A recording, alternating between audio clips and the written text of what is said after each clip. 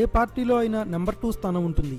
ప్రస్తుతం టీడీపీలో నెంబర్ 2 స్థానం చంద్రబాబు తనయుడు లోకేష్ దేనని ఆ పార్టీ వర్గాలు అంటుంటాయి. చంద్రబాబును కలవలేని వారు ఆయన తనయుడు లోకేష్ను కలిసి తమ సమస్యలు చెప్పడం, సూచనలు చేయడం చేస్తుంటారు. పార్టీలోని నెంబర్ 2 స్థానం ఇలా పనికొస్తుంది. కానీ జగన్ పార్టీలో నెంబర్ 2 స్థానం లేదు. నిజం చెప్పాలంటే వైసీపీలో నెంబర్ 2 స్థానం ఉండకూడదన్నది వైసీపీ అధినేత అభిమతం.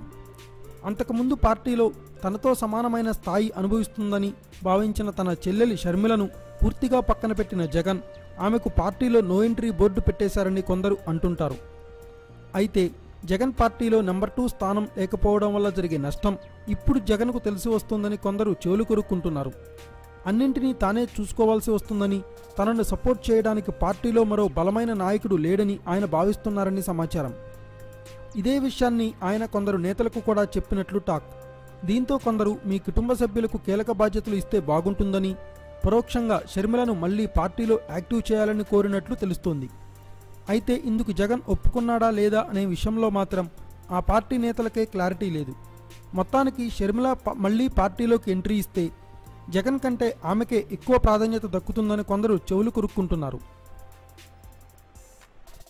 Thanks for watching. Please subscribe our channel.